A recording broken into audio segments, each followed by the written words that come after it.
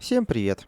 Добро пожаловать на канал Под грибным дождем. С вами Базинга, и в этом видео я покажу и расскажу о билде, с которым вы можете пройти всю сюжетную линию в игре No Rest for the Wicked. Об этом попросили меня в комментариях.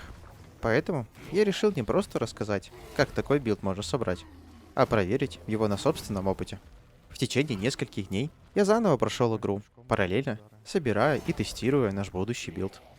В общей сложности прохождение заняло у меня около 12 часов. И кстати, все это я делал на стриме. Так что если вам интересно посмотреть весь процесс, можно заглянуть в записи трансляций.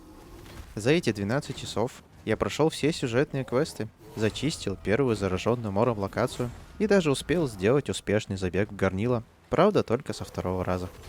Поэтому сегодня я покажу вам не просто теоретическую сборку, а билд, который я сам использовал на протяжении всего прохождения. В самом начале, на берегу Сакры, у нас собрать полноценный билд, конечно, не получится. Поэтому броню и кольца первое время будем использовать те, которые найдем по ходу прохождения. А вот с оружием я определился заранее. Основным оружием будет одноручная палица церковника, а во вторую руку возьмем легкий щит. Кстати, согласитесь, эта палица очень похожа на Чупа-Чупс, поэтому дальше именно так я ее и буду называть. Но почему я вообще выбрал именно ее? Во-первых, у нее хороший урон, а во-вторых, что для меня даже важнее, очень приятный и быстрый мувсет.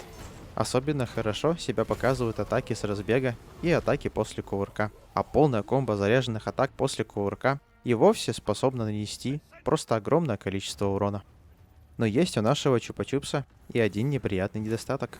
В обычной серии атак после второго удара начинается довольно длинная пост-анимация, во время которой мы практически ничего не можем сделать. В бою 1 на 1 это не так страшно, но когда вокруг несколько противников, такая задержка вполне может закончиться неприятностями.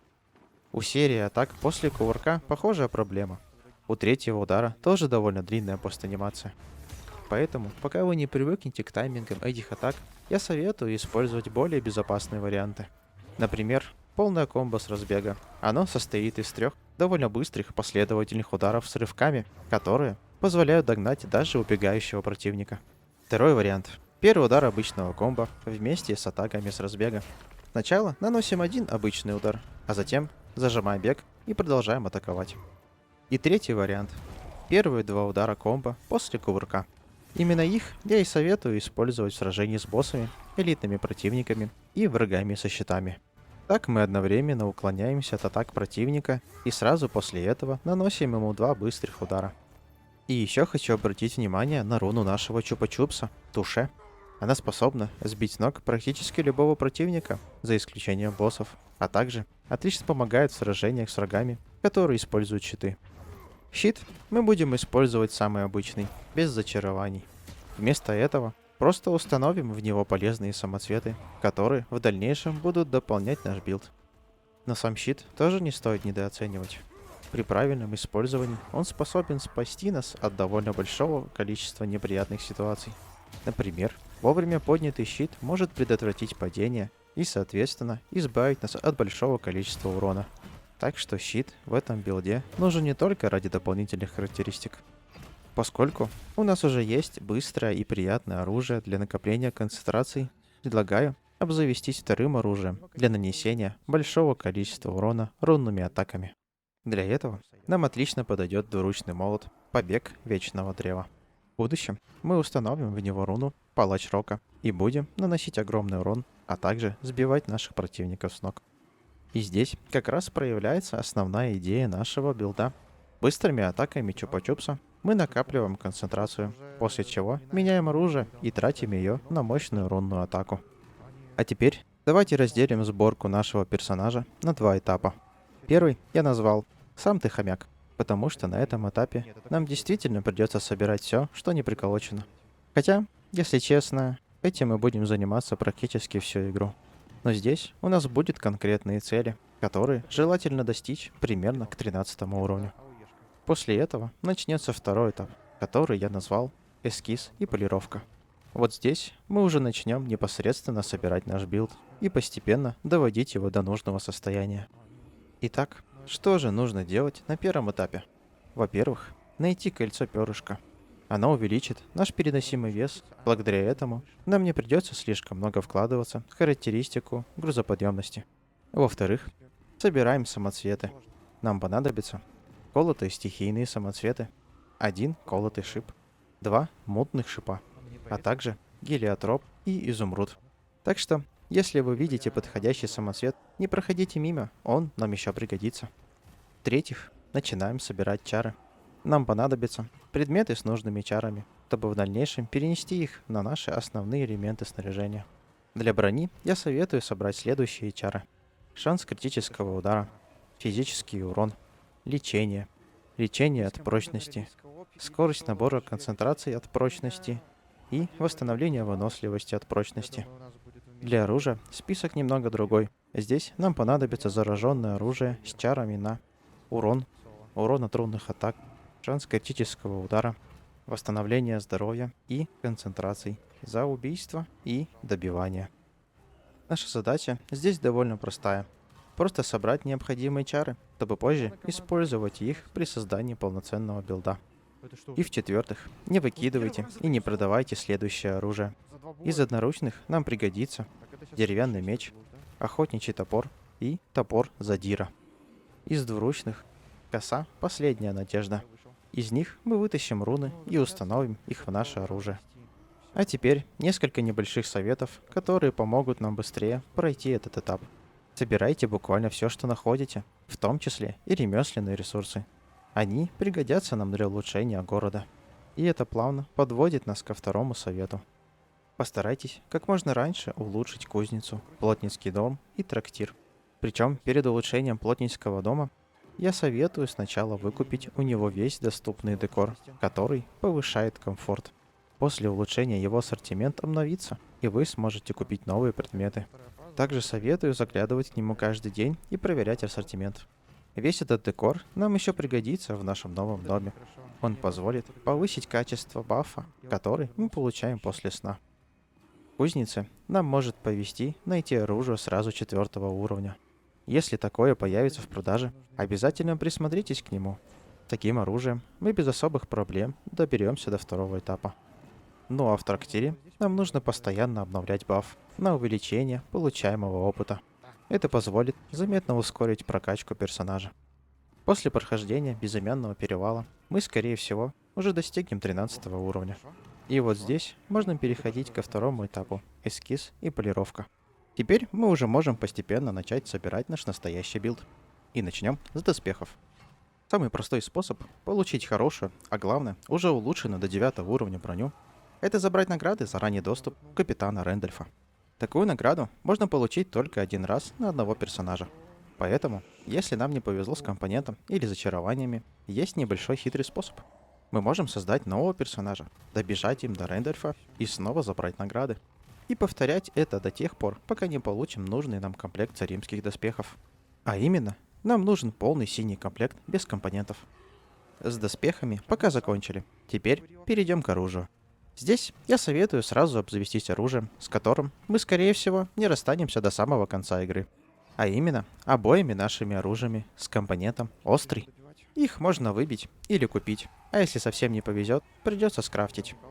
На этом этапе у нас еще не будет большого количества искр, необходимых для создания всех нужных чар. Поэтому пока наша задача довольно простая. Мы создаем заготовки для будущего билда. А уже дальше, по мере прохождения и накопления ресурсов, будем постепенно улучшать эти заготовки и доводить сборку до нужного состояния. То есть мы продолжаем проходить сюжет и параллельно полируем наш билд. Для этого нам понадобятся небесные искры для поиска нужных чар на наших вещах, а также искра сущности для переноса чар с найденных предметов на наши основные вещи. Ну и конечно, переносим нужные руны и вставляем самоцветы в наше снаряжение. После прохождения черной канавы я предлагаю отправиться в Маринский лес. Именно там выпадают нужные нам ресурсы для улучшения оружия вплоть до 12 уровня. Это позволит нам быстрее улучшить наше оружие и значительно легче пройти оставшийся контент. Основной план действий я обрисовал. Теперь давайте посмотрим, что у нас должно получиться в итоге. У нас получился воин ближнего боя с основной характеристикой вера. Он способен совершать быстрые удары одноручным оружием, накапливая концентрацию, а затем менять оружие и обрушивать огромный урон с помощью рунных атак. Начнем с нашего чупа-чупса. По рунам у нас получилось следующее. Первое — Туше. Про нее я уже рассказывал, поэтому давайте сразу перейдем к следующей. Вторая — Рассекание. Очень приятная руна с хорошим уроном. А благодаря неуязвимости к урону во время нахождения персонажа в воздухе, она еще и позволяет безопасно пережидать некоторые атаки противников. Третье — Насмешливый удар. Руна с большим уроном, но довольно долгая анимация удара. Если честно, именно поэтому я сам не особо ей пользовался. Вместо нее вы можете поставить что-нибудь более полезное, например, скачок. И четвертая руна — Бросок. Она позволяет метнуть наше оружие с эффектом бумеранга и дважды нанести урон врагу на расстоянии. Далее, компонент Острый. Он дает нам 30% критическому урону, что довольно много для одного компонента. Самоцвет установим Мутный Шип. Он увеличит наш физический урон на 10%. Это один из самых полезных самоцветов после тех, которые увеличивают силу чар. Но на данном этапе игры они нам пока не подходят. Дальше идут чары. Первыми берем обычное увеличение урона. Это хорошие нейтральные чары, которые увеличивают общий урон нашего чупа-чупса. Вторыми берем увеличение шанса критического удара. Нам необходимо поднять шанс критического удара, потому что базовые 20% довольно малы. Третьими и четвертыми чарами возьмем восстановление здоровья и концентрации после убийства врага. Это очень полезные чары, которые позволяют восстанавливать потраченные ресурсы после боя. Осталось проклятие. Оно будет наносить нам 29% урона после использования рунных атак. Цифра, конечно, выглядит большой, но на деле мы будем получать всего по 3-4 единицы урона. Поэтому этим проклятием можно спокойно пренебречь. Далее у нас идет щит. Как я и говорил ранее, зачаровывать его мы не будем, а просто установим полезные самоцветы. Колотый шип увеличит наш физический урон на 10%. Гелиотроп даст нам немного вампиризма. А изумруд увеличит нашу максимальную выносливость, что очень приятно, потому что в бою это наш основной ресурс. Четвертый слот можно поставить Адуляр. Он даст постоянную слабую регенерацию концентраций. Далее у нас идет сменное оружие с рунной Палач Рока. Она будет наносить большой разовый урон и сбивать наших противников с ног. Компонент и самоцвет здесь будут такими же, как и в нашем чупа-чупсе. Разница только в чарах. Первыми чарами будет увеличение урона от рунных атак, потому что именно с помощью рун мы и будем наносить урон этим оружием. Вторыми, как и у палицы, мы возьмем увеличение шанса критического удара по совершенно той же причине. Третий и четвертый чары похожи на те, что стоят на чупа-чупсе. Но здесь они сильнее и работают только при добивании врага заряженной или рунной атакой. Проклятие берем такое же, то, которое наносит нам урон после использования концентраций. Оно слишком слабое, поэтому просто игнорируем его. С оружием мы закончили. Теперь поговорим о броне. Как я и говорил ранее, на всем нашем комплекте не будет компонентов, чтобы не терять полезные эффекты, которые они минусуют. В броне мы будем использовать заранее собранные, колотые стихийные самоцветы. Они увеличат мощность наших чар на 20%, поэтому для нашего билда это очень полезный бонус. После перейдем к основным чарам, которые будут на каждом элементе нашей брони. Это увеличение физического урона и увеличение шанса критического удара. Именно они максимально поднимут наш урон. А вот эти чары будем подбирать отдельно для каждого элемента брони. В головном уборе у нас будут чары на увеличение скорости набора концентраций от текущей прочности. Поскольку мы используем кольчугу, у которой показатели прочности выше 100, нам нету смысла использовать чары, которые просто увеличивают скорость набора концентраций. По той же логике в штанах мы берем чары, увеличивающие восстановление выносливости от текущей прочности. Поскольку выносливость — это наш основной боевой ресурс, эти чары нам буквально необходимы. На грудном доспехе и перчатках мы берем чары, которые увеличивают входящее лечение. В перчатках также есть чары, увеличивающие наше исцеление от текущей прочности. А на грудном доспехе подобных чар нет, поэтому просто увеличиваем наше лечение. С броней мы закончили. Осталось разобрать кольца. В финальной сборке я хотел видеть следующие кольца. Первое — кольцо перышка. Оно увеличивает переносимый вес, что особо актуально для нас. Наше оружие и броня довольно много весят, Поэтому это кольцо позволит нам меньше вкладываться в характеристику грузоподъемности, а значит освободит очки для более полезных характеристик. Второе. Кольцо ловкости. Оно снижает расход выносливости на атаки и на бег, а также увеличивает скорость передвижения. Очень полезное кольцо, которое идеально нам подходит. Третье. Кольцо спокойствия. Оно увеличит максимальное количество концентраций, а также скорость ее набора. Тоже очень полезное кольцо, повышающее общее КПД нашего билда. А вместо последнего кольца можно использовать ивовое кольцо, которое увеличивает общую скорость. Оно ускоряет как передвижение, так и скорость атаки, что очень приятно для самого геймплея. На этом с билдом мы закончили. Перед тяжелыми сражениями также не забывайте использовать усиливающие расходные предметы. Это довольно сильно упрощает сложные сражения. Ну а сейчас вы увидите финальную сборку всего получившегося снаряжения. И сразу после, как обычно, я продемонстрирую, как этот билд проявляет себя в бою с боссом. Надеюсь, этот билд оказался для вас полезным и, возможно, помог узнать что-то новое. А если у вас появились вопросы, обязательно напишите об этом в комментариях. Будет интересно все почитать и обсудить. Спасибо за просмотр. Хорошей вам погоды. И до встречи под грибным дождем.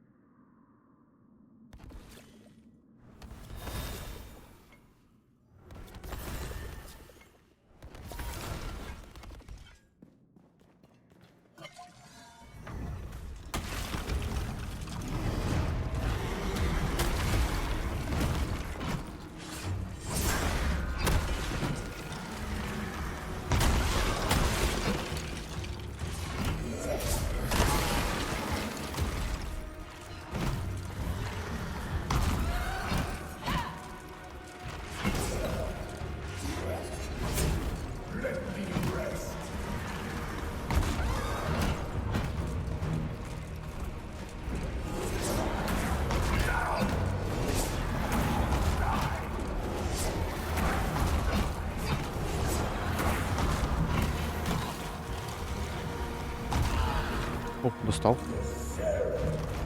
Иди сюда.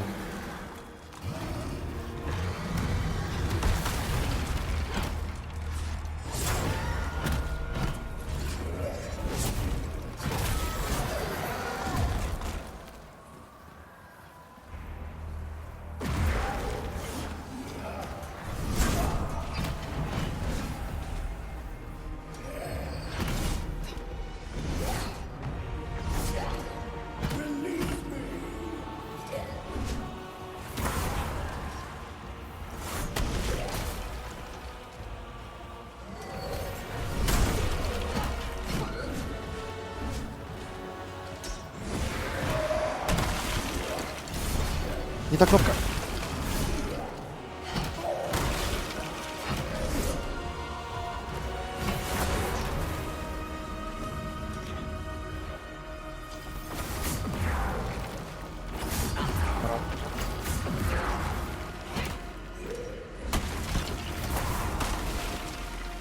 Достанет еще? Достанет. Ой, ты что такое? Фига.